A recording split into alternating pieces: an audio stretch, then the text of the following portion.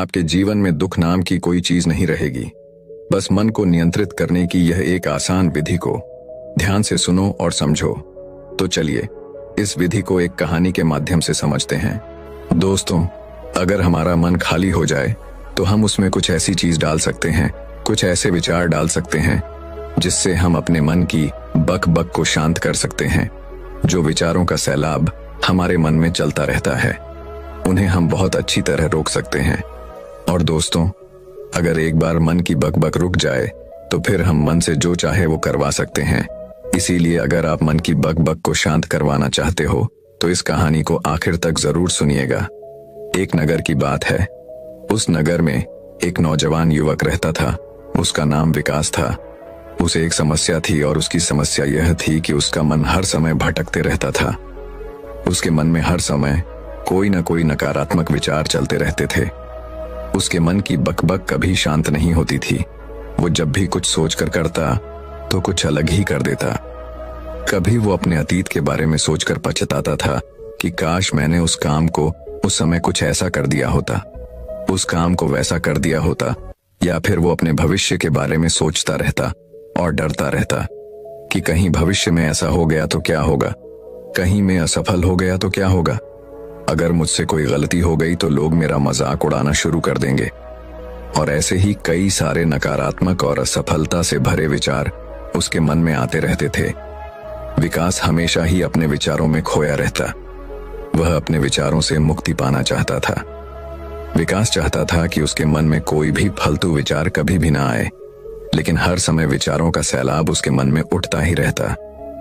इसीलिए जीवन में वो बहुत परेशान हो गया था। फिर एक दिन उसे किसी ने बताया कि यहाँ पास के ही जंगल में एक बौद्ध भिक्षु रहते हैं, उसके पास जाओ, वो तुम्हारी मानसिक समस्या का समाधान अवश्य कर देंगे। यह सुनकर विकास तुरंत ही बौद्ध भिक्षु के पास चला जाता है और अपनी सारी समस्या उन्हें बताता है। बौद्ध भिक्षु भी विकास की बातों को बड़े ही ध्यान से सुन लेते हैं और उसे कहते हैं कि तुम मुझसे क्या जानना चाहते हो। यह सुनकर विकास कहता है गुरुदेव, मैं अपने मन को शांत और खाली कराना चाहता हूं। मैं आपसे यह जानना चाहता हूं कि मन को खाली या शांत कैसे करते हैं। मेरा मन हर वक्त विचारों से भरा रहता है। मेरा ध्यान एक जगह लग ही नहीं पाता है, जिसके कारण मेरे हर काम में समस्या आ जाती है। मैं एक चीज करता हूं तो नकारात्मक विचारों के कारण दूसरी चीज पर पहुंच जाता हूं। मेरा मन एक जगह ठहरता ही नहीं है और यूं ही हर दिन मेरे मन में हजारों विचार चलते रहते हैं। और यह कब होता है, क्यों होता है, मुझे कुछ पता नहीं चलता। बहुत देर बाद मुझे एहसास होता है कि मैं क्या करने बैठा था और मैं क्या कर रहा हूं। गुरुदेव, मैं अपने मन के विचारों से खाली कर देना चाहता हूं। मैं चाहता हूं कि मेरे मन में एक भी विचार ना आए। जब मैं चाहूं तभी मेरे मन में विचार आए। फिर बुद्ध भिक्षु ने कहा, किसी समस्या का समाधान तभी निकाला जाता है जब हम उस समस्या की जड़ तक पहुंच जाते हैं, समस्या को ठीक से समझते हैं और जानते हैं। आगे बुद्ध भिक्षु कहते हैं, जिस मन को तुम खाली करना चाहते हो, क्या तुमने उस मन को कभी थोड़ा बहुत भी समझा है, जाना है? यह सुनकर विकास ने कहा कि महाराज, मैंने अपने मन को जानने की बहुत कोशिश की है, लेकिन मैं जितना इसके बारे में जानता हूं, मेरा मन उतना ही रहस्यमय हो जाता है। फिर बौद्ध भिक्षु ने उसी वक्त उसको एक घड़ा देते हुए कहा कि जाओ, इस घड़े में छोटे छोटे पत्थर भरकर लेकर आओ। फिर वह युवक वहां से गया और छोटे छोटे पत्थर भरकर लेकर आया और उस घड़े को बौद्ध भिक्षु के पास रख दिया। फिर बौद्ध भिक्षु ने उसी वक्त उससे कहा कि इस घड़े को तुम अपना मन समझो और इस घड़े में भरे पत्थरों को अपने विचार समझो। अब इस घड़े में और पत्थर डालो। उसी वक्त उसने घड़े में और पत्थर डालना शुरू किया। क्योंकि घड़ा पहले से भरा हुआ था, एक दो पत्थर डालने के बाद बाकी सारे पत्थर नीचे गिरने लगे। फिर बौद्ध भिक्षु ने उसी वक्त से कहा, रुको जरा, ध्यान से देखो। अब घड़े में पत्थर नहीं आ रहे हैं, बल्कि पत्थर नीचे गिर रहे हैं। क्योंकि यह एक घड़ा है, जो इसमें आ सकता था वो आ गया। अब इसमें और पत्थर नहीं आएंगे। अगर दूसरे पत्थर डालने हैं तो पहले वाले पत्थरों को निकालना होगा। यह सुनकर उसी वक्त उसने कहा, गुरुदेव, मैं आपकी बात समझ गया हूं कि आप मुझे क्या बताना चाहते हैं। हमें अपने मन को विचारों से ही खाली कर देना चाहिए। विकास की यह बात सुनकर बौद्ध भिक्षु मुस्कुराने लगे और कहा, पहले मेरी पूरी बात तो सुन लो, उसके बाद मन को खाली कर लेना। फिर बौद्ध भिक्षु ने उसी वक्त को कहा कि हमारा मन एक घड़े के बिल्कुल उल्टा है, क्योंकि घड़े को तुम पत्थरों से भर सकते हो, लेकिन मन को विचारों से नहीं भर पाओगे, क्योंकि मन तो हमेशा खाली रहता है। यह सुनकर उसी वक्त उसने कहा, गुरुदेव, मुझे आपकी बातें कुछ समझ नहीं आ रही हैं। मन अगर खाली रहता है तो फिर हम उसे खाली करना क्यों चाहते हैं? फिर मन को खाली करने की क्या ही आवश्यकता है? फिर बौद्ध भिक्षु ने उससे कहा कि इस घड़े से एक एक करके पत्थरों को बाहर निकालो। विकास ने वैसा ही किया। वह घड़े में से एक एक करके पूरे पत्थरों को बाहर निकालता रहा और ऐसा करते करते अंततः घड़ा खाली हो गया। फिर बौद्ध भिक्षु ने उसी वक्त से कहा, देखा तुमने, जब एक एक करके तुमने पत्थरों को बाहर निकाला तो यह घड़ा खाली हो गया। अब तुम इस घड़े में कोई भी पत्थर डाल सकते हो, दूसरे पत्थर डाल सकते हो, या फिर उन्हीं पत्थरों को दोबारा डाल सकते हो। आधा भर सकते हो या फिर पूरा भी भर सकते हो। फिर वह युवक कहता है, गुरुदेव, मैं भी तो यही कह रहा हूं कि मुझे अपने मन को खाली करना है। यह तो एक पत्थर है, इसे आसानी से निकाला जा सकता है और घड़े को खाली किया जा सकता है, लेकिन गुरुदेव, मैं अपने मन को खाली कैसे करूं? फिर बौद्ध भिक्षु ने कहा, इस घड़े में एक पत्थर डालो और दो पत्थर निकालो। यह सुनकर उसी वक्त विकास ने कहा, गुरुदेव, यह कैसे हो सकता है? जब इस घड़े में एक पत्थर होगा तो एक ही पत्थर निकलेगा, दो कैसे निकलेंगे? फिर बौद्ध भिक्षु ने उससे कहा, ऐसा नहीं हो सकता है, तो ऐसा करो कि इस घड़े में दो पत्थर डालो और चार निकालो। विकास ने कहा, महाराज, ऐसा कैसे हो सकता है? यह कोई चमत्कारी घड़ा तो है नहीं कि एक डालो तो दो निकल आएंगे, दो डालो तो चार निकल आएंगे। यह सुनकर बौद्ध भिक्षु ने कहा, यह घड़ा तो चमत्कारिक नहीं है, लेकिन तुम्हारा मन तो चमत्कारिक है। उसमें से अगर तुम एक विचार बाहर निकालते हो तो उसके साथ दो विचार आते हैं, और जब तुम उन दो विचारों को पकड़ते हो तो उसके साथ चार विचार निकलते हैं, और फिर ऐसा करते करते विचारों की एक लंबी श्रृंखला बन जाती है, और फिर तुम कहीं नहीं रुकते, एक के बाद एक विचारों को पकड़ते जाते हो। यह मिट्टी का घड़ा तो पत्थरों से भर जाएगा, लेकिन तुम्हारा मन कभी नहीं भरता। वह हमेशा खाली है, लेकिन वह खाली नहीं करता। यह इस मन की माया है कि सब कुछ है, लेकिन फिर भी कुछ नहीं। फिर उस युवक ने कहा, गुरुदेव, मैं आपकी बात समझ रहा हूं, लेकिन क्या मैं हमेशा अपने विचारों के जाल में ही फंसा रहूंगा? क्या मन के इस माया जाल से निकलने का कोई रास्ता नहीं है? फिर बौद्ध भिक्षु ने कहा, इस मिट्टी के घड़े में आधे पत्थर भर दो। फिर उसी वक्त विकास ने ऐसा ही किया। फिर बौद्ध भिक्षु ने कहा, अब इन पत्थरों में से कोई एक पत्थर चुनो और उस पत्थर की एक छोटी सी मूर्ति बनाकर मुझे दे दो। मैं जानता हूं कि तुम एक अच्छे कलाकार हो। विकास ने एक पत्थर निकाला और उस पत्थर को बौद्ध भिक्षु के सामने ही तराशने लगा। पत्थर को तराशते वक्त उसे लगा कि यह पत्थर अच्छा नहीं है। फिर उसने दूसरा पत्थर घड़े से निकाला, लेकिन उसे वो पत्थर भी पसंद नहीं आया। फिर उसने तीसरा पत्थर निकाला, लेकिन वो तीसरा पत्थर भी उसे पसंद नहीं आया। उसका रंग अच्छा नहीं था। ऐसा करते करते उसी वक्त उसने सारे ही पत्थरों को बाहर निकाल दिया। उसी वक्त उसको ऐसा करते हुए बौद्ध भिक्षु बड़े ही ध्यान से देख रहे थे। फिर बौद्ध भिक्षु ने उससे कहा कि जो तुमने सबसे पहले पत्थर निकाला था, उस पत्थर को यह समझकर तलाश दो कि इसके बाद तुम्हारे पास कोई और पत्थर नहीं है और यह एक ही पत्थर तुम्हारे पास है। फिर उसी वक्त से, जैसा गुरुदेव ने कहा, उसी एक पत्थर को लेकर तलाशना शुरू किया और उसने उस पत्थर से एक बहुत ही सुंदर मूर्ति बनाई और बौद्ध भिक्षु को भेंट की और बौद्ध भिक्षु से कहा, गुरुदेव, इस पत्थर से इतनी सुंदर मूर्ति बन सकती थी, मैं ये सोच भी नहीं सकता था। उस युवक की बात सुनकर बौद्ध भिक्षु ने कहा कि जब तुम्हारे पास और कोई दूसरा विकल्प नहीं होता है, तब हम उस विकल्प में ही संपूर्ण ऊर्जा लगाते हैं और उसी को सबसे बेहतर बनाते हैं। और जब हमारे पास कई सारे विकल्प होते हैं तो हम पत्थर चुनते भी नहीं और मूर्ति बनती भी नहीं। हमारा मन भी एक विचार के पीछे हजारों विकल्प खोल के रख देता है और एक मुख्य विचार को छोड़कर उन हजारों फालतू के विचारों में उलझकर हम रह जाते हैं। फिर उसी वक्त उसने कहा, गुरुदेव, मैं आपकी बातों को बहुत अच्छे से समझ गया हूं, लेकिन अब मुझे क्या करना चाहिए? कृपया आप मेरा मार्गदर्शन करें। बौद्ध भिक्षु ने उसी वक्त उससे कहा कि मन को खाली करना, साफ करना 1-2 दिन का काम नहीं है, यह बहुत लंबी प्रक्रिया है। तो क्या तुम इसके लिए तैयार हो? वह युवक कहता है, जी गुरुदेव, तैयार हो, चाहे कितनी भी लंबी प्रक्रिया क्यों ना हो। फिर बौद्ध भिक्षु ने उसी वक्त से कहा कि मन को खाली और नकारात्मक विचारों से दूर रखने के 6 तरीके हैं। आओ उन्हें एक एक करके समझते हैं। पहला तरीका है कि ऐसे लोगों का साथ छोड़ दो जो तुम्हें कमजोर, पिछड़ा हुआ, लक्ष्यहीन महसूस कराए। अक्सर हमारे आसपास ऐसे लोग होते ही हैं जो हमारे पद और धन में ऊपर होते हैं, और इसी पद और धन के घमंड में वह अपने नीचे के लोगों को कुछ भी नहीं समझते।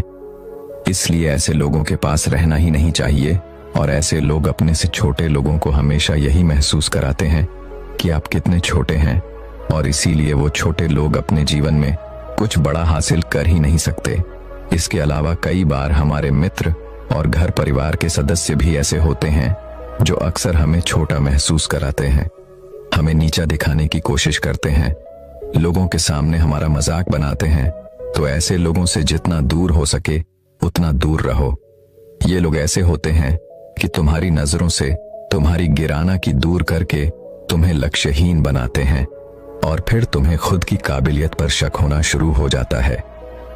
तुम्हारे अंदर खुद के प्रति नकारात्मक भावनाएं आ जाती हैं, और ये नकारात्मक विचार तुम्हें मानसिक तनाव और चिंता की ओर ले जाते हैं। फिर बौद्ध भिक्षु दूसरा तरीका बताते हुए कहते हैं कि तुम बहुत ही कम और चुनिंदा लोगों को ही अपना मित्र बनाओ। ऐसे लोगों को ही अपना मित्र बनाओ जिससे तुम कुछ सीख सकते हो, जिनकी तुम इज्जत कर सकते हो, जो तुम्हारी भावनाओं को समझ सके, जिनकी सोच तुमसे मेल खाती हो, जो जीवन में तुम्हें आगे बढ़ने में सहायता करे। हमारे जीवन और चरित्र में हमारे माँ बाप के बाद हमारे मित्रों का ही सबसे ज्यादा योगदान होता है। इसलिए मित्रों का सही होना भी बहुत आवश्यक है। ऐसा कहा भी जाता है, तुम उन 5 लोगों का प्रतिबिंब हो जिनके साथ तुम सबसे ज्यादा वक्त बिताते हो। अगर तुम्हारे आसपास के 5 लोग जिनके साथ तुम सबसे ज्यादा वक्त बिताते हो वे ईमानदार हैं, तो तुम भी धीरे धीरे ईमानदार होना शुरू कर दोगे। और अगर वो 5 लोग अमीर हैं तो तुम भी धीरे धीरे अमीर बनना शुरू कर दोगे। कहने का अर्थ यही है कि तुम वैसा ही बन जाते हो जिस तरह के लोगों के साथ तुम अपना समय व्यतीत करते हो। किसी महान दार्शनिक ने कहा था कि तुम मुझे किसी भी इंसान के मित्रों से मिलवा दो, मैं उसके मित्रों को देखकर उस इंसान का भविष्य बता दूंगा। हमारी सबसे बड़ी समस्या यह है कि हम लोगों को ना नहीं बोल पाते हैं। जिन लोगों के साथ हम रहना पसंद भी नहीं करते हैं, ना चाहते हुए भी हमें उन नकारात्मक लोगों के साथ वक्त बिताना पड़ता है। इसीलिए सबसे पहले हमें अपनी जिंदगी में उन लोगों को ना कहना आना पड़ेगा जिनके साथ रहकर हमें लगता है कि यह हमारी जिंदगी खराब कर रहे हैं। अगर यह हमारी जिंदगी में ना हो तो शायद हम ज्यादा खुश रहेंगे। बौद्ध भिक्षु आगे कहते हैं, तीसरा तरीका है कि तुम कभी भी अपना अतीत नहीं बदल सकते, लेकिन तुम अपना भविष्य अवश्य बदल सकते हो। इसीलिए तुम्हें पूरी तरह से वर्तमान में रहते हुए उन चीजों पर, उन कामों पर ध्यान दो जो तुम्हारे नियंत्रण में हैं, जिन्हें तुम आज कर सकते हो, अभी कर सकते हो। बौद्ध भिक्षु कहते हैं, मेरी एक बात हमेशा याद रखना, केवल वर्तमान में रहकर भविष्य को संवारा जा सकता है, अतीत में रहकर नहीं। इसीलिए वर्तमान में जीने की आदत डालो। चौथा तरीका है कि तुम स्वस्थ और पौष्टिक खाना खाओ। हमारा शरीर ऊर्जा से चलता है, और हम जैसा खाना खाएंगे वैसे ही ऊर्जा हमारे शरीर को मिलेगी। अगर हमारा शरीर स्वस्थ नहीं रहेगा तो हमारा मन स्वस्थ कैसे रहेगा? जब शरीर कमजोर और बीमार रहता है तो मन में कई सारे नकारात्मक विचार आते हैं, और स्वस्थ शरीर में स्वस्थ दिमाग का वास होता है। इसीलिए शरीर को स्वस्थ और मजबूत रखना हमारी जिम्मेदारी है। बौद्ध भिक्षु कहते हैं कि 5वां तरीका यह है कि रोज ध्यान करो। ध्यान करने का सबसे उपयुक्त समय सुबह या फिर रात को सोने से पहले होता है, लेकिन अगर तुम्हें ध्यान में गहरा जाना है तो सबसे उपयुक्त समय रात का ही होता है। रात में सोने से पहले ध्यान करने से नींद में भी सुधार होता है और बहुत गहरी नींद आती है। ध्यान करने के लिए तुम अपनी सांसों पर अपने मन को केंद्रित कर सकते हो, या फिर तुम अपने मन में उठने वाले विचारों पर भी अपना ध्यान केंद्रित कर सकते हो। मन में उठने वाले विचारों पर ध्यान केंद्रित करने से ध्यान करने वालों का ज्यादा फायदा होता है, क्योंकि इसमें आसानी से गहरे ध्यान में उतरा जा सकता है। अगर तुम ध्यान नहीं कर सकते हो तो रोज खुद के साथ अकेले में वक्त बिताओ, खुद के व्यवहार को समझो, देखने की कोशिश करो कि मन में किस तरह के विचार उठ रहे हैं और क्यों उठ रहे हैं। बौद्ध भिक्षु आगे बताते हुए कहते हैं, छठा तरीका है कि तुम नए नए जगह घूमने जा सकते हो, क्योंकि एक पुरानी कहावत है कि एक लंबी यात्रा आपको 100 किताबों के बराबर ज्ञान देती है।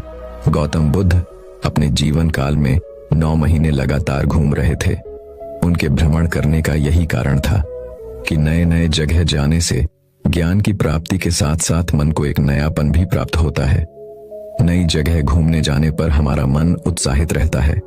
फिर बहुत भिक्षु कहते हैं, मन के जाल में कभी मत फंसो, मन को खाली करने की कोशिश मत करो, जीवन में ध्यान करना सीखो, अपने ध्यान को केंद्रित करो, अपने ध्यान में एकाग्रता लाओ और जीवन में जो कर रहे हो उसे पूरी मेहनत के साथ अंतिम काम समझकर करो।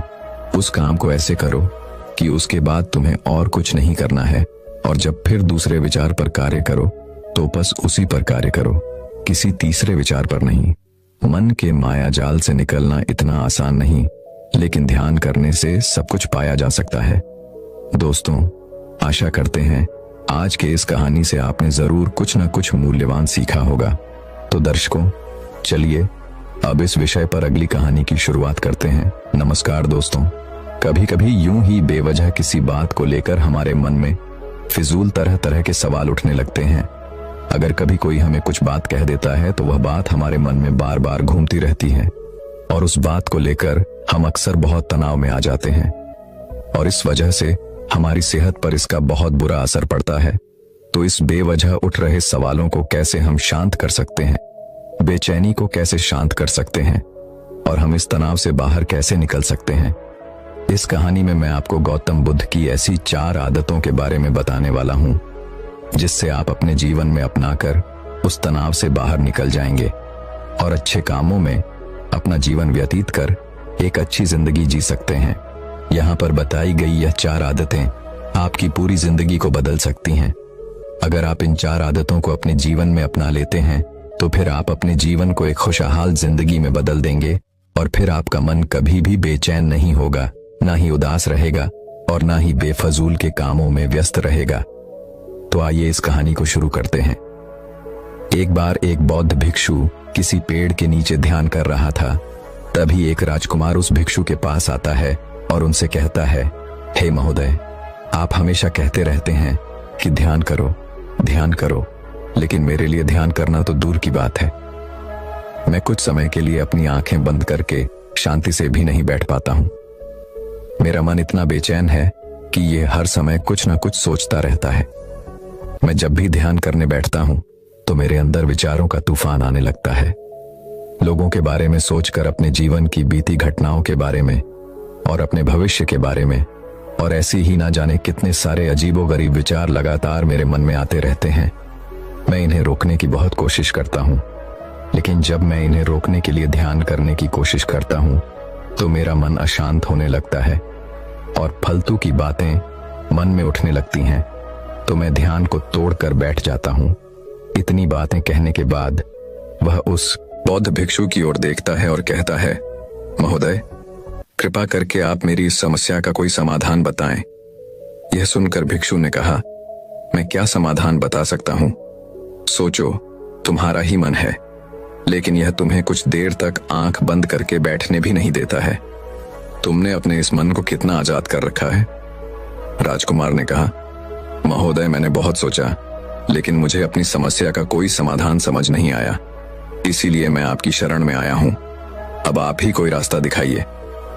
वृक्षों ने कुछ देर तक राजकुमार के चेहरे की तरफ बड़े ध्यान से देखा और फिर कहा, ठीक है, मैं तुम्हें अपने स्वामी गौतम बुद्ध की बताई गई 4 आदत के बारे में बताऊंगा। अगर तुम ये 4 आदतें छोड़ दोगे तो फिर तुम्हारा मन लगने लगेगा और तुम्हें कभी भी बेचैनी नहीं होगी।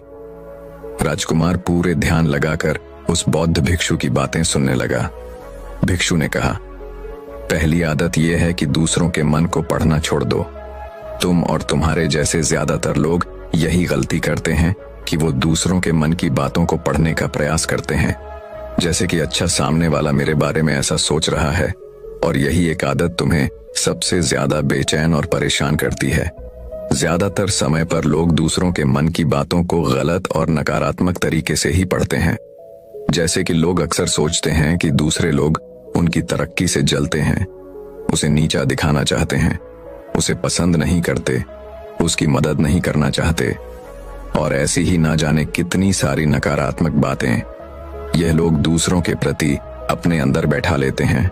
फिर उनके बारे में ही सोचते रहते हैं, उनसे बदला लेने के तरीके सोचते रहते हैं, उन्हें नीचा दिखाने के मौके ढूंढते रहते हैं, और दूसरों के प्रति यही नकारात्मक सोच इन्हें दुखी करती है। और फिर ये लोग बेचैनी महसूस करते हैं। इसलिए दूसरे लोग क्या सोच रहे हैं इसका अनुमान लगाना बंद करो। दूसरे लोगों के मन के विचारों को पढ़ने की कोशिश करना बंद करो। अगर पढ़ना ही है तो खुद के विचारों को पढ़ना शुरू करो कि तुम्हारे अंदर क्या चल रहा है। कहीं तुम नकारात्मक सोच, शिकायत या बुराई करने जैसी आदतों के शिकार तो नहीं हो रहे हो। फिर बौद्ध भिक्षु ने कहा, दूसरी आदत यह सोचना कि अगर असफल हो गए तो लोग क्या कहेंगे, कहीं लोग मुझ पर हंसेंगे तो नहीं। जो हंस रहा है उसे हंसने दो। लोगों की असफलता पर हंसने तो लोगों का धर्म है, क्योंकि अगर तुम सफल हो जाते तो यही वो लोग हैं जो तुम्हारी तारीफ करते, तुम्हें सम्मान देते, तुम पर गर्व करते। अगर तुम अपनी सफल होने पर दूसरों से तारीफ की उम्मीद करते हो तो अपनी असफलता पर उनके हंसने से तुम्हें दुखी नहीं होना चाहिए। और समस्या ही यही है कि हम इंसान असफलता को बुरा मानते हैं, जबकि असफल होना सफल होने से भी ज्यादा जरूरी है। क्योंकि बिना असफल हुए सफल इंसान के अंदर घमंड और दूसरों को खुद से छोटा समझने की भावना पैदा होती है, जबकि असफलता हमें विनम्र रहना, धैर्य रखना और लगातार प्रयास करना सिखाती है। इसलिए असफलता को बुरा मत समझो। और अगर तुम्हारे काम में असफल होने की संभावना नहीं है तो इसका अर्थ है कि तुमने अपना लक्ष्य अपनी क्षमताओं से छोटा बनाया है।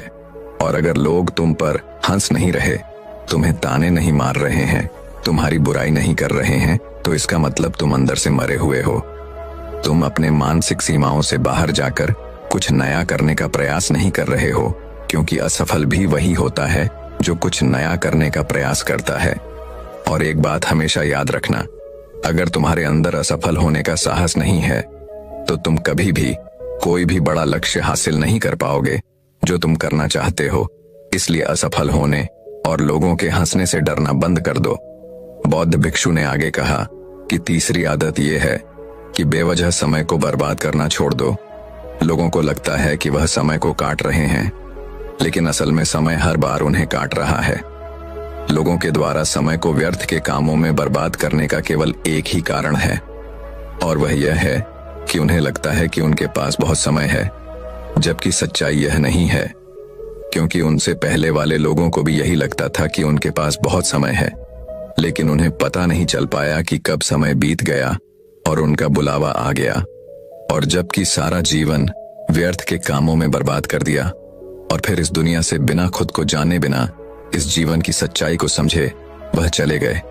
इसलिए जब तक यह जीवन है, इससे अच्छे कामों में लगाओ, खुद को जानने में, दूसरों की मदद करने में, लोगों को सही राह दिखाने में, मानवता के कल्याण में। और दूसरी बात, समय को बर्बाद करने से आज तक किसी को खुशी नहीं मिली है। हालांकि समय काटने से तुम्हें क्षण भर की खुशी तो महसूस हो सकती है, लेकिन जब तुम्हें होश आता है और तुम देखते हो कि कितना सारा समय बर्बाद किया जा चुका है, तब तुम्हें खुद पर क्रोध आता है और तुम पश्चाताप के भाव से भर जाते हो। और फिर यही पश्चाताप का भाव तुम्हारे अंदर तनाव पैदा करता है और तुम बेचैन हो जाते हो और लगातार अपनी उस गलती के बारे में सोचते रहते हो। फिर तुम्हारा किसी भी काम में मन नहीं लगता और तुम उदास रहने लगते हो, और यह चक्र लगातार चलता रहता है जिसकी शुरुआत हुई थी समय को काटने से। इसीलिए समय को काटना बंद करो और वह करना शुरू करो जो जरूरी है। बौद्ध भिक्षु ने आगे कहा, चौथी आदत यह सोचना छोड़ दो कि मुझसे बड़े बड़े लोग नहीं कर पाए तो मैं कैसे कर पाऊंगा। असल में दूसरों से खुद की किसी भी चीज में तुलना करना ही व्यर्थ है, और ये तुलना करना ही हमें हानि पहुंचती है। सबकी परिस्थितियां अलग अलग होती हैं, सबकी सोच अलग है, और क्या हुआ अगर दूसरे नहीं कर पाए तो हो सकता है कि तुम ही कर जाओ, क्योंकि अक्सर वही लोग इतिहास रचते हैं जिनसे ज्यादा उम्मीद नहीं होती। और फिर हो सकता है कि जिसे तुम बड़ा समझ रहे थे, जिसके लिए तुम सोच रहे थे कि उसने बहुत मेहनत की है, बहुत प्रयास किया है, उसने कभी उतना प्रयास किया ही ना हो, केवल मेहनत करने का दिखावा किया हो। क्योंकि ज्यादातर लोग कभी उतनी मेहनत करते ही नहीं हैं जितनी उन्हें अपने लक्ष्य प्राप्ति के लिए करनी चाहिए, और दूसरे लोगों के सामने ये दिखाने का प्रयास करते रहते हैं कि मैंने तो बहुत मेहनत की थी लेकिन मेरी किस्मत ही खराब थी। और यही वो लोग हैं जो दूसरों को बातों ही बातों में कहते रहते हैं कि जब इतनी मेहनत करने के बाद मैं सफल नहीं हो पाया तो तुम कैसे हो पाओगे, लेकिन अंदर ही अंदर यह इस बात को जानते हैं कि उन्होंने कभी उतनी कोशिश नहीं की थी जितनी उन्हें करनी चाहिए थी। ये बस दूसरों की नजरों में अपनी इज्जत बचाने के लिए, और इस डर से कि कहीं दूसरा व्यक्ति इनसे आगे ना निकल जाए, यह अपने अधूरे प्रयास से घबराते रहते हैं और दूसरों को डराते रहते हैं कि जब मैं नहीं कर पाया तो तुम कैसे कर पाओगे। इसलिए किसी दूसरे असफल व्यक्ति को देखकर यह सोचना छोड़ दो कि तुम भी कहीं असफल हो जाओगे। तुम बस अपना सर्वश्रेष्ठ प्रयास करो और बाकी सब समय और फिर तुम जहां चाहो वहां अपना मन लगा सकते हो। इतना कहकर वह भिक्षु शांत हो गए, और राजकुमार को भी अब समझ आ चुका था कि उसे क्या करना है। उसने मन ही मन उन 4 आदतों को छोड़ने का निश्चय किया। उसने उस बौद्ध भिक्षु को धन्यवाद किया और वहां से चला गया। दोस्तों, हमें यह नहीं सोचना चाहिए कि लोग मेरे बारे में क्या सोच रहे हैं। अगर मैं कोई काम करता हूं तो लोग मेरे उस काम को लेकर हंसेंगे। इसके अलावा हमें अपना फालतू समय बर्बाद नहीं करना चाहिए। इसके अलावा हमें कभी भी यह नहीं सोचना चाहिए कि अगर किसी व्यक्ति से कोई काम नहीं हो पाया है तो मैं उसे नहीं कर पाऊंगा। अगर आप मेहनत से किसी भी काम को करते हैं तो कोई भी काम छोटा या बड़ा नहीं होता, और एक ना एक दिन सफलता अवश्य मिलती है।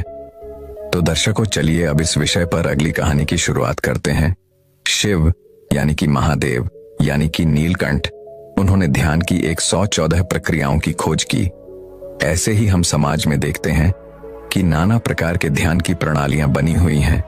हर आदमी, हर गुरु अपने तरीके से ध्यान करवाने में लगा हुआ है, लेकिन जब एक सामान्य आदमी ध्यान करने के लिए बैठा हो तो उसका दिमाग, उसका मस्तिष्क, उसका मन इन्हीं चीजों में उलझ कर रह जाता है कि मैं ध्यान की कौन सी प्रणाली अपनाऊं, किस विधि से मैं ध्यान करूं। और इसी वजह से जब वह ध्यान करने बैठता है तो उसके मन में नाना प्रकार की ध्यान की प्रणालियां चल रही होती हैं।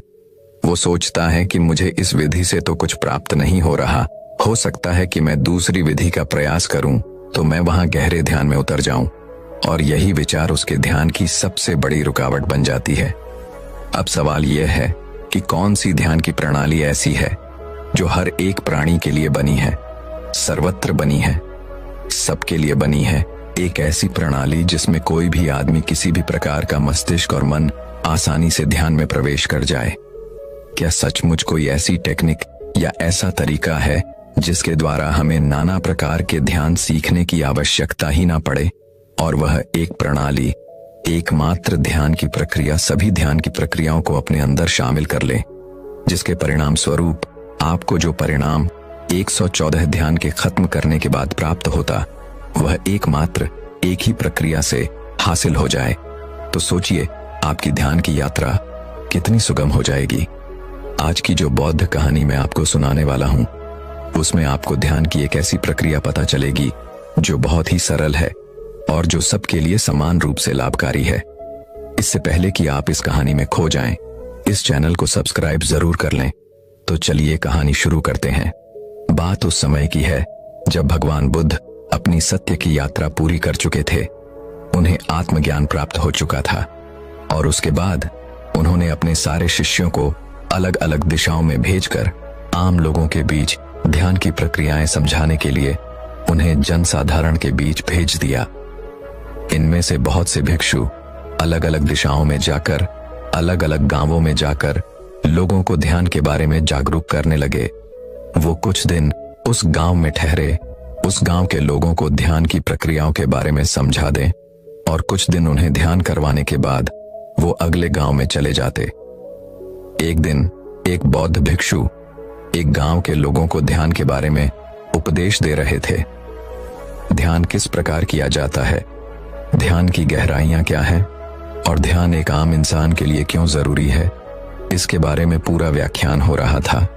तभी व्याख्यान के बीच में एक 20 साल का लड़का खड़ा होकर उनसे पूछता है कि है भंते, मुझे लगता है कि ध्यान सिर्फ बुजुर्ग लोगों के लिए बना है। जो मेरी उम्र के लोग हैं, जो युवा हैं, जिन्हें जीवन में अभी कुछ हासिल करना है, उन्हें ध्यान करने से क्या प्राप्त होगा? ध्यान तो एक कोने में चुपचाप बैठकर किया जाता है, उसमें तो कुछ किया ही नहीं जाता, तो फिर युवाओं के लिए इसका क्या फायदा? और अगर देश का युवा योगदान करने के लिए कोने में घंटों तक बैठ गया तो वह देश की प्रगति में कैसे अपना हिस्सा देगा? क्या उसका जीवन व्यर्थ नहीं हो जाएगा? सिर्फ ध्यान में बैठे रहो, कुछ काम धाम करने की जरूरत है नहीं। सवाल बड़ा ही तार्किक था। आप लोगों के मन में भी ऐसा सवाल उठता तो जरूर होगा, लेकिन इसका जवाब क्या है? बात सही है कि अगर आज आप अपनी युवावस्था में ध्यान की प्रक्रियाओं में जुड़ जाते हैं, ध्यान करने लग जाते हैं, घंटों ध्यान में बैठे रहते हैं, तो घर की व्यवस्था कैसे चलेगी? क्योंकि युवा को तो घर से बाहर निकलकर कमाना ही पड़ेगा अगर अपने परिवार का भरण पोषण करना है। तो एक युवा किस प्रकार ध्यान की प्रणालियों का अभ्यास करते हुए अपना काम सुचारू रूप से जारी रख सकता है? यह सुनकर वह बौद्ध भिक्षु मुस्कुराते हुए बोला कि है भंते, ध्यान का मतलब कोने में आंख बंद करके बैठ जाना नहीं होता है। आप ध्यान का गलत मतलब समझ रहे हैं। ध्यान का मतलब होता है होश, जागरूकता। किसी भी काम को करने के लिए आप कितने मौजूद हैं, वही ध्यान का पैमाना है और उसी से आपकी जागरूकता, आपकी जीवंतता नापी जाती है। जरा सोचिए, आप किसी भी काम को सोए सोए भी कर सकते हैं। सोए सोए कहने का अर्थ यह नहीं है कि आप निद्रा में हैं, लेकिन आप अपनी जिंदगी के ज्यादातर काम सोए सोए ही करते हैं। जरा सोचिए, जब आप खाना खाते हैं तो क्या आप जागरूक होकर खाना खाते हैं? नहीं, आपका ध्यान, आपका मस्तिष्क, आपका मन किसी दूसरे विचारों में भटक रहा होता है और आपकी जुबान और आपका मुंह यहां पर खाना खाने के लिए चल रहा होता है। यह उसी भांति होता है जिस प्रकार किसी यंत्र में चाबी भर दी गई हो और वो यंत्र अपना काम करते रहे। उसके लिए उसे कुछ सोचने की जरूरत नहीं है, उसके लिए उसे वहां पर मौजूद होने की जरूरत नहीं है, क्योंकि उसमें चाबी भरी जा चुकी है। और इसी प्रकार हम अपने जीवन के अधिकतर काम करते हैं। हम जागरूक होकर नहीं करते, हम एक यंत्र की भांति सोए सोए सारा काम करते रहते हैं। लेकिन अगर आपको परमानंद का स्वाद चखना है, आपको प्रकृति में छुपी हुई उस दिव्य सत्ता को पहचानना है, उस परमात्मा की मौजूदगी का एहसास लेना है, तो आपको यंत्र न बनते हुए एक जागरूक आदमी बनना होगा। जागरूक होकर अपना काम करना होगा, क्योंकि आप जब जागेंगे तभी तो आप अपनी खुली आंखों से उस दिव्य सत्ता को पहचान पाएंगे। कुछ लोग ध्यान को अपना फर्ज समझकर करते हैं। इस प्रकार के लोग नित्य ध्यान में बैठते हैं। उन्हें लगता है कि एक सीमित समय तक ध्यान में बैठने के बाद उनकी ध्यान की प्रक्रिया समाप्त हो गई, अब वह पूरा दिन आराम से जी सकते हैं। जैसे कि कुछ लोग सुबह ध्यान करते हैं और कुछ लोग शाम को ध्यान करते हैं, और जब वो लोग अपना ध्यान पूरा कर लेते हैं तो फिर से संसार में घुल जाते हैं। उन्हें लगता है कि वो 1 घंटे का ध्यान ही उनके लिए काफी होता है। और दूसरे प्रकार के लोग होते हैं जिन्हें लगता है कि ध्यान करने की कोई आवश्यकता ही नहीं होती है, अपने हर काम को ध्यान से करो और वही ध्यान बन जाता है। लेकिन समझने की बात है यहाँ पर कि दोनों ही लोग कहीं ना कहीं उल्टी दिशा में चले जा रहे हैं। ध्यान किस प्रकार किया जाता है? आखिर जब हम बैठते हैं अपनी आंखें बंद करके, तो हमें क्या हासिल होता है, उससे क्या मिलता है? जब आप अपनी आंखें बंद करके किसी भी प्रकार का ध्यान लगाते हैं, सांसों का ध्यान हो सकता है, तीसरे नेत्र का ध्यान हो सकता है, कुंडलिनी ध्यान हो सकता है। ध्यान कई प्रकार के हैं, लेकिन जब आप ध्यान करने के लिए बैठते हैं तो आपके अंदर क्या परिवर्तन होते हैं? जरा सोचिए, आप अपनी सांसों पर ध्यान लगाना शुरू करते हैं। आप अपनी सांसों को निरंतर देख रहे हैं, वह किस नाक से आ रही है, किस नाक से जा रही है, नाक के कौन से कोने से टकरा रही है। आप यह एक दृष्टा की भांति देख रहे हैं। इससे आपके अंदर क्या परिवर्तन होंगे? सबसे बड़ा परिवर्तन जो होगा वो यह कि आप जागरूक बनेंगे, आप संवेदनशील बनेंगे। जरा सोचिए कि आपकी सांसें वर्तमान में चल रही हैं, और जब आप अपना ध्यान सांसों पर लगाना चालू करते हैं तो आप कहीं ना कहीं अपने अतीत और अपने भविष्य से कटकर वर्तमान में आ जाते हैं। और जब आप बारीकी से एक दृष्टा की भांति अपनी सांसों को देखते हैं तो कहीं ना कहीं आपकी जागरूकता, आपका होश, चीजों को देखने का आपका नजरिया, आपकी दृष्टि और भी बारीक बन जाती है। आप और भी ज्यादा जागरूक हो जाते हैं और भी ज्यादा होश में आने लगते हैं। लेकिन वो ध्यान या वो होश तभी कारगर साबित होगा जब आप दिन में कोई भी काम करते वक्त अपनी वह जागरूकता, वह होश जो आपने 1 घंटे प्राप्त करके हासिल किया है उसे बरकरार रख पाएं। हर काम को होश में जागरूक होकर कर पाएं। तभी वो 1 घंटे ध्यान करने का परिणाम आपको हासिल होगा। लेकिन अधिकतर लोग क्या करते हैं, वो 1 घंटा ध्यान में बैठते हैं और उसके बाद उसी पुराने ढर्रे से अपना जीवन जीते हैं, उसी प्रकार कार्य करते हैं, सोए सोए एक यंत्र की भांति ही कार्य करते रहते हैं। लेकिन वही काम वो जागरूक होकर होश में भी कर सकते हैं। इसीलिए जब भी आप बैठकर कोई ध्यान करते हैं तो वही ध्यान, वही होश आपके पूरे दिन को संचालित करना चाहिए। हर काम को पूर्ण रूप से शामिल होकर करें। यह नहीं कि आपके विचार कहीं हैं और आप एक यंत्र की भांति उस काम पर लगे हुए हैं। तो इस प्रकार के ध्यान का क्या मतलब रह जाता है? ध्यान का मतलब होता है आपको संगठित करना, आपको सम्मिलित करना। जब आपके शरीर का रोम रोम किसी काम में शामिल हो जाए, सम्मिलित हो जाए, तो वही काम आपके लिए ध्यान बन जाता है। इसीलिए जागरूक होकर किसी काम को पूरे सम्मिलित होकर कीजिए, पूरा रोम रोम लगा दीजिए, उस काम में रम जाइए। उसके बाद आप निर्विचार के भाव को भी अनुभव कर पाएंगे। निर्विचार यानी कि मस्तिष्क में कोई भी विचार नहीं, किसी प्रकार का, ना अतीत का ना भविष्य का। बस आप उसी काम में लगे हुए हैं और उस काम को वर्तमान में करते हुए आपके दिमाग में विचार नहीं तोड़ेंगे। आपका दिमाग निर्विचार हो जाएगा, एकदम शुद्ध हो जाएगा, एकदम शांत हो जाएगा। और उस वक्त, उस क्षण, उस पल आप ध्यान के बारे में समझ पाओगे, आप ध्यान की अनुभूति ले पाओगे, आप ध्यान का रस कर पाओगे। तब आपको पता चलेगा कि ध्यान क्या है और ध्यान में कितना आनंद है। जब आप किसी काम को निरंतर बिना विचारों के करते हैं तो आप ध्यान में ही होते हैं।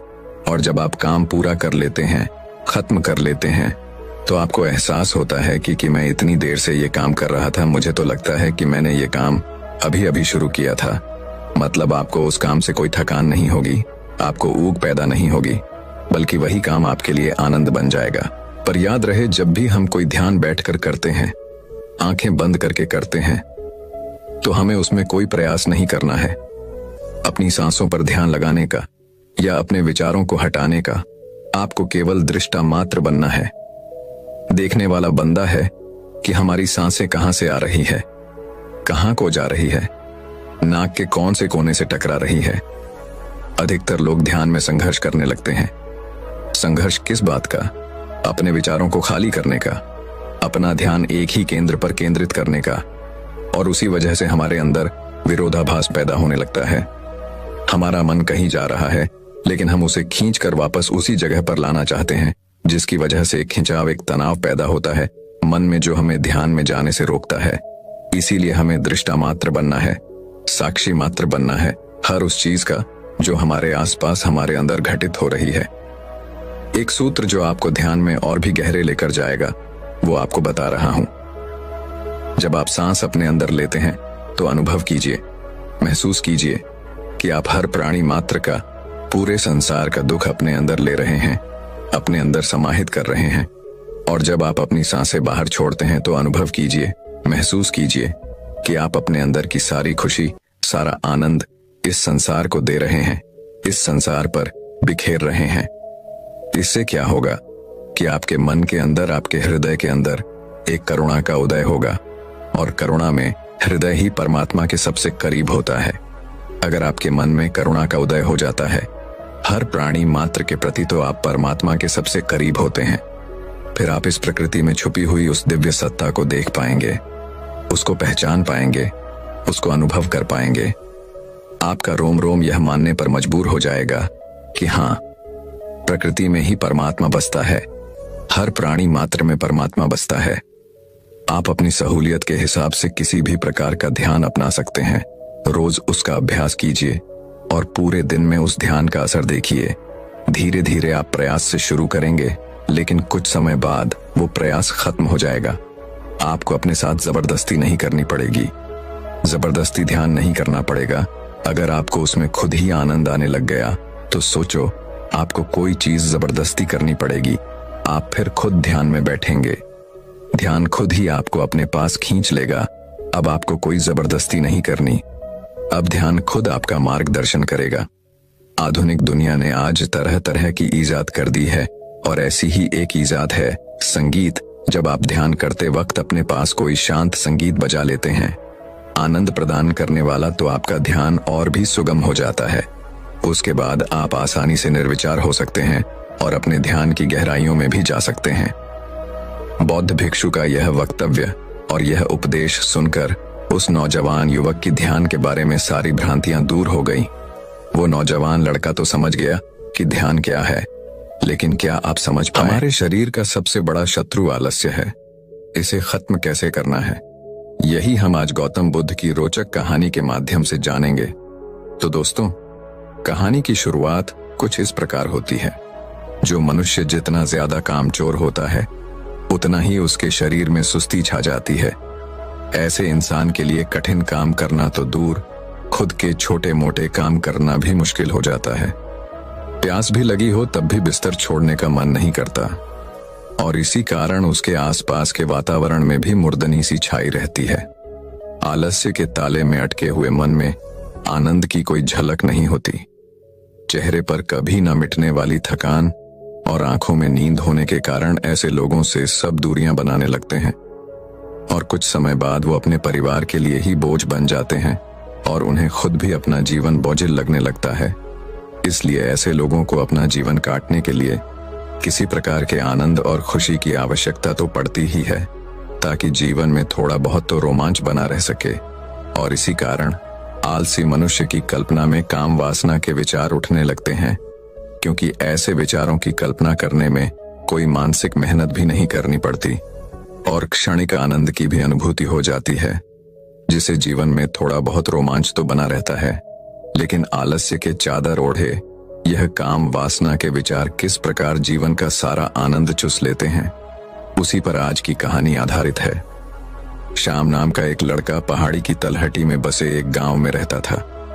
पहाड़ों के आसपास जो गांव होते हैं, उनमें बहुत थोड़े से घर होते हैं, और उन्हीं में से एक घर श्याम का भी था। श्याम को उस गांव का बच्चा बच्चा जानता था, और गांव में उसकी पहचान किसी काम के लिए नहीं थी, बल्कि सभी लोग जानते थे कि श्याम गांव का सबसे आलसी युवक है। दिन चढ़े तक सोना, हर काम को टाल देना, किसी की कोई मदद न करना, यही सब दुर्गुण श्याम के व्यवहार में थे। ऐसा नहीं था कि श्याम खुद को बदलना नहीं चाहता था, अंतर्मन से वह भी चाहता था कि ब्रह्म मुहूर्त में उठकर प्रकृति का आनंद लिया जाए। और जब वह देरी से सोकर उठता तो उसे बड़ा अफसोस होता। वह उसी पल सोचता, वह उसी समय खुद से संकल्प करता कि चाहे कुछ भी हो जाए, कल तो ब्रह्म मुहूर्त में उठकर ही रहूंगा। लेकिन रात होते होते वह अपना संकल्प भूल जाता था और फिर अगले दिन चढ़ने तक सोते रहता। यह उसका नित्य नियम हो गया था, यह उसकी रोज की आदत हो गई थी। अब तो उसे याद भी नहीं आता था कि आखिरी बार वह ब्रह्म मुहूर्त में कब उठा था और कब उसने प्रकृति का आनंद लिया था। अब तो ब्रह्म मुहूर्त में उठना उसके लिए एक कल्पना मात्र रह गया था, और सुबह देरी से उठने के कारण उसके हर काम में देरी हो जाती थी। चाहे फिर वो नहाना हो या खाना पीना हो, हर काम में देरी होने लगी थी। कोई काम समय पर नहीं हो पाता था और इसी के कारण श्याम के जीवन में तनाव बढ़ने लगा था। लेकिन सुबह जब धूप निकलने तक वह सोता रहता और जब उसके माता पिता उसे जगाने आते और उस समय का उसको ख्याल आता, तो उसको बड़ा अफसोस होता, बड़ा पश्चाताप होता। वह सोचता कि मैं चाहकर भी खुद को बदल क्यों नहीं पा रहा हूं, क्यों मैं अपने संकल्प का पालन नहीं कर पा रहा हूं। श्याम हर दिन खुद से संकल्प करता, लेकिन अगला दिन आते आते वह संकल्प सूखे पत्तों की भांति उड़ जाता अब तो उसने खुद से उम्मीद भी छोड़ दी थी कि वह खुद को बदल भी सकता है। जब वह अपने उम्र के साथियों को मेहनत करते हुए देखता, कमाते हुए देखता, तो उसे बड़ा पश्चाताप, बड़ी ईर्ष्या होती कि आखिर मैं इनके जैसा क्यों नहीं हूं। और धीरे धीरे इन्हीं विचारों ने उसके मन को मैला कर दिया था। अब उसका मन चिड़चिड़ा हो गया था, ईर्ष्या से भर गया था, छोटी छोटी बात पर गुस्सा आने लगा था। एक दिन शाम के समय वो अपने घर के द्वार पर बैठा इन्हीं विचारों में डूबा हुआ था कि किस तरह मैं अपने जीवन को बदलूं, कि तभी वहां से एक बौद्ध भिक्षु पहाड़ी पर बने आश्रम की तरफ जा रहे थे। गांव की जो पहाड़ी थी उसकी चोटी पर एक आश्रम बना हुआ था और वहां पर एक बौद्ध भिक्षु बड़े शांत वातावरण में रहते थे। वह हर रोज उस पहाड़ी की चोटी से उतरकर उस गांव में सामान लेने के लिए आया करते थे। पहाड़ की चोटी बहुत ऊंची थी, बहुत थकाने वाली थी और शाम को यह देखकर बड़ा आश्चर्य होता था कि यह बौद्ध भिक्षु रोज नित्य नियम कैसे इतनी ऊपर से उतरकर सामान लेकर वापस उस चोटी पर चढ़ जाते हैं। यह तो सच में कोई अद्भुत बात थी, क्योंकि एक आलसी मनुष्य के लिए यह एक असंभव सी बात थी। उसे यह महसूस होने लगा कि इस बौद्ध भिक्षु के पास जरूर कुछ दिव्य शक्तियां हैं, और अगर वह भी उन दिव्य शक्तियों को जान लेता है तो उसका भी आलस्य दूर हो जाएगा। ये सब जानने के लिए उसे बौद्ध भिक्षु के पास उस पहाड़ी पर चढ़कर जाना था। अपने जीवन को बदलने के उद्देश्य से, अपने जीवन से आलस्य बिल्कुल खत्म करने के उद्देश्य से वह उस पहाड़ी पर अगले दिन ही ब्रह्म मुहूर्त में उठकर चल पड़ा।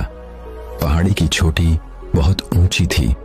कभी कभार गांव का कोई इंसान महीने में एक बार उस पहाड़ी पर जाया करता था, लेकिन जब शाम ने निश्चय किया कि वह अपने आलस्य से छुटकारा पाना चाहता है और उसके लिए वह बौद्ध भिक्षु ही उसे वह दिव्य शक्तियां बता सकता है, तो वो अगले दिन ही ब्रह्म मुहूर्त में उठकर उस पहाड़ी के लिए रवाना हो जाता है। और धीरे धीरे आराम करते हुए शाम तक वो उस पहाड़ी की चोटी पर पहुंच चुका था। जब वो उस पहाड़ी की चोटी पर पहुंचा तो वो पूरी तरह से थक चुका था, थक कर चूर हो चुका था। और जब वह उस पहाड़ी की चोटी पर पहुंचा तो उसे बड़ा ही आनंद महसूस हुआ। हालांकि वह थका हुआ था, लेकिन अपने लक्ष्य तक पहुंचने पर जो मजा, जो आनंद पैदा होता है, वही आनंद शाम के मन में पैदा हो रहा था। आज उसे पहली बार एहसास हुआ कि मेहनत करने से कितना आनंद पैदा होता है। जब वह आश्रम में पहुंचा तो आश्रम के द्वार पर ही वो बौद्ध भिक्षु बैठे हुए थे। शाम के वहां पहुंचते ही बौद्ध भिक्षु ने उसे संबोधित करते हुए कहा कि मैं तुम्हें ऊपर से बैठकर देख रहा था। तुम किस तरह आराम करते हुए अपने लक्ष्य की तरफ लगातार बढ़ रहे थे, यह देखकर मुझे बड़ी प्रसन्नता हो रही थी। चलो मुझे बताओ कि यहाँ पर तुम्हारा आना क्यों हुआ है? तुम्हारे मन में कौन से सवाल है जिनका उत्तर तुम्हें नहीं मिला? शाम ने उन बौद्ध भिक्षु से कहा कि हे महात्मा, आप यह मत समझिए कि मैं बहुत हिम्मत वाला लड़का हूँ। मैं तो बहुत ही आलसी हूँ, लेकिन आपसे मिलने के लिए मैं इतने नीचे से लगातार चलते हुए आ रहा हूँ। वो आप ही हैं जिन्होंने मुझे हिम्मत दी, जिनकी वजह से मैं इतनी ऊंची पहाड़ी चढ़ पाया। मैं अपने जीवन में कभी कल्पना भी नहीं कर सकता था कि मैं कभी इतनी ऊंची चोटी चढ़ पाऊंगा, लेकिन मेरे मन के सवाल मुझे जीने नहीं दे रहे थे, इसलिए मजबूरन मुझे आपके पास आना पड़ा। मैं आपसे जानना चाहता हूँ कि इतनी उम्र बीत जाने के बाद भी आपके शरीर में उस पूर्ति, वह सफलता कैसे कायम रह पाती है? कैसे आप रोज गांव में जाकर वापस इस आश्रम में आ पाते हैं, जिस चोटी पर लोग महीनों महीनों में चढ़ पाते हैं? आप रोज कैसे इतनी दूरी तय कर लेते हैं? अगर आप मुझे वो रास्ता बताएंगे तो मैं अपने जीवन से आलस्य को बिल्कुल दूर कर पाऊंगा। आलस्य के कारण मैं अपने जीवन से बहुत परेशान हूँ। पूरे दिन बिस्तर में पड़ा रहता हूँ और नाना प्रकार के ख्यालों की कल्पना करता रहता हूँ, और पिछले बहुत दिनों से मेरे मन में काम वासना के विचार लगातार चलते रहते हैं, जिसके कारण मेरे शरीर की प्राण शक्ति धीरे धीरे खत्म हो रही है। मैं बहुत जल्दी बूढ़ा होने लग रहा हूँ। मुझे किसी चीज में कोई आनंद नहीं आता। सिर्फ काम वासना को छोड़ दिया जाए तो सिर्फ मेरी काम वासना ही है जो मुझे आनंद प्रदान करती है। जब भी मैं अपने बिस्तर में लेटता हूँ तो नाना प्रकार की सुंदर युवतियों के चेहरे मेरी आंखों के सामने घूमने लगते हैं। मैं अपने उन विचारों को रोकने का बहुत प्रयास करता हूँ, लेकिन जितना ही मैं रोकने का प्रयास करता हूँ, वह विचार उतने ही ज्यादा मुझ पर हावी होने लगते हैं। कृपया करके मेरा मार्गदर्शन करिए, मुझे इस कीचड़ से, इस नरक से बाहर निकालिए, वरना तो मैं एक दिन खुद ही आत्महत्या कर लूंगा। बौद्ध भिक्षु ने उसके आंसू पोंछते हुए उसे दिलासा देते हुए कहना शुरू किया कि आलस्य को हम खुद बढ़ावा देते हैं। हमारा मन नाना प्रकार की चाल चलता है और हम उस चाल में उलझ जाते हैं। अगर हम अपने मन की चाल को पकड़ना सीख लें तो फिर हमारा मन हमें धोखा नहीं दे पाएगा। फिर वो उसी प्रकार कार्य करेगा जिस प्रकार हम चाहेंगे। अगर तुम अपने मन को 1 इंच भी जगह नहीं दोगे, कोई बहाना चलने ही नहीं दोगे, तो तुम्हारा मन तुम्हारा कुछ भी नहीं बिगाड़ पाएगा। फिर वह तुम्हारा साथी हो जाएगा। और इसके विपरीत अगर तुम अपने मन का बहाना मान लेते हो, अपने मन की चाल में फंस जाते हो, तो वही मन तुम्हारा दुश्मन बन जाएगा। आज जब तुम इस पहाड़ी पर चढ़ रहे थे तो तुम्हें आलस्य क्यों नहीं आया? तुमने खुद से यह सवाल किया, क्योंकि तुम्हारे मन के पास कोई बहाना ही नहीं था। तुमने अपने मन को बचने के लिए कोई जगह नहीं दी।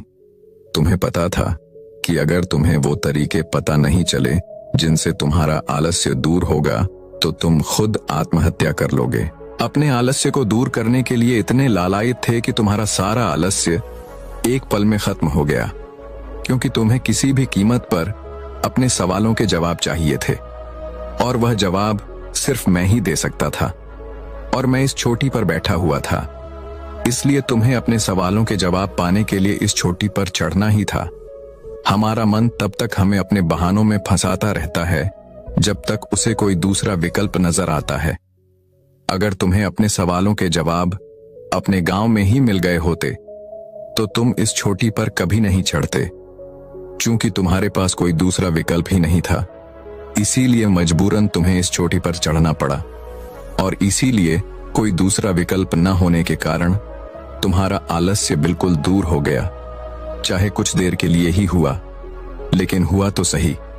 जब तुम दिन चढ़े तक सोते रहते हो तब तुम्हारे मन में यही ख्याल होते हैं कि शायद मेरे किसी को जरूरत नहीं है, मेरे पास कोई काम नहीं है, इसीलिए जागने से क्या फायदा। लेकिन जब तुम्हें यह महसूस होगा कि चाहे दूसरे किसी को तुम्हारी जरूरत हो या ना हो, लेकिन तुम्हें खुद की जरूरत है, खुद को समझने के लिए ब्रह्म मुहूर्त में उठना, सुबह की ताजी हवा का सेवन करना, सुबह सुबह व्यायाम करना, वह तुम्हें कितना आनंद प्रदान करता है। एक बार अगर तुम्हें यह महसूस हो जाए तो तुम्हारे पास दूसरा कोई विकल्प नहीं रहेगा, और उसके बाद तुम्हारा मन तुम्हें अपनी चाल में फंसा नहीं पाएगा और तुम्हारा आलस्य बिल्कुल खत्म हो जाएगा। तो सबसे पहली सीख यही है कि अपने मन से बहाने बनाना बंद करो। कब तक खुद को धोखा देते रहोगे? अपने आलस्य को दूर करने के लिए भोजन का बहुत बड़ा उपयोग होता है। जैसा खाएं, अन्न हो जाए मन। इसीलिए जिस प्रकार का भोजन तुम करते हो उसी प्रकार का तुम्हारा मन हो जाता है। अगर तुम बासी खाना खाओगे, बेवक्त भोजन करोगे, तो उसका अंजाम भी तुम्हें भुगतना पड़ेगा। समय से और शुद्ध भोजन करना बहुत आवश्यक होता है, और इसके साथ साथ यह भी ध्यान देने वाली बात होती है कि जितनी भूख हमें लगी है उससे 2 रोटी कम खाई जाए, क्योंकि जितना भर पेट हम भोजन करते हैं उतना ही आलस्य हमारे शरीर में प्रवेश करता है। आपने कभी ध्यान दिया होगा कि जब भी आप भरपेट भोजन करते हैं तो आपको तुरंत नींद आने लगती है। इसके अलावा अपने शरीर की देखरेख भी बहुत आवश्यक होती है। अपने शरीर को ना तो बहुत ज्यादा गर्म पानी से और ना ही बहुत ज्यादा ठंडे पानी से। एक इंसान को नहाना चाहिए। इंसान को हमेशा ताजे पानी से नहाना चाहिए, और ताजे पानी से नहाने के बाद कम से कम सप्ताह में 1 बार अपने शरीर की सरसों के तेल से मालिश जरूर करनी चाहिए। इससे हमारे शरीर की त्वचा खुलने लगती है, उसका रोम रोम जागृत हो जाता है। ताजी हवा हमारे पूरे शरीर में समाने लगती है, जो हमें एक नई ऊर्जा प्रदान करती है। इसके साथ साथ यह भी ख्याल रहना चाहिए कि हम अपनी नाभि में तेल अवश्य लगाएं। इसके साथ साथ अगर शरीर में बहुत ज्यादा आलस्य है तो सुबह ब्रह्म मुहूर्त में उठते ही तिल के तेल का कुल्ला जरूर करें। 2-3 बार कुल्ला करने से आपके शरीर में जो भी अशुभ शक्ति होती है वह बाहर निकल जाती है, और उसके बाद आपका आलस्य बिल्कुल खत्म हो जाता है। यहाँ पर एक बात समझने वाली यह भी है कि सिर्फ खान पान से और शरीर के रख रखाव से आलस्य पूरी तरह से दूर नहीं होगा। साथ ही साथ तुम्हें व्यायाम भी करना चाहिए। इसके साथ योग, अभ्यास और प्राणायाम भी बहुत आवश्यक होता है। इससे तुम्हारे शरीर की मांसपेशियां पूरी तरह से खुलती हैं और एक बार अगर तुम आलस्य के चक्कर से बाहर निकलकर असली आनंद का मजा ले पाए तो फिर तुम्हें किसी सुख की कोई आवश्यकता नहीं पड़ने वाली, क्योंकि जहां पर हमारे मन को आनंद मिलता है वहीं पर हमारा मन अपने आप दौड़ा चला जाता है। और याद रखना, अगर तुम आलस्य में भरे रहे अपने बिस्तर पर पूरे दिन पड़े रहे तो तुम्हारे अंदर काम वासना के विचार उठेंगे और तुम्हें ऐसा प्रतीत होगा कि यही जीवन का असली आनंद है और तुम उसमें डूबते चले जाओगे और अपनी प्राण शक्ति को यूं ही खर्च करते रहोगे। आखिर में तुम यही पाओगे कि बहुत सारी बीमारियों ने तुम्हारे शरीर को जकड़ लिया है। तुम्हारे शरीर की पूरी शक्ति खत्म हो चुकी है, बुढ़ापा आने लगा है। इसीलिए अपने शरीर में काम वासना के विचारों को उत्पन्न होने से रोक सकते हो तो रोक लो, और उसके लिए सबसे ज्यादा आवश्यक कड़ी यही है कि तुम आलस्य को पैदा होने से अपने शरीर में रोक पाओ।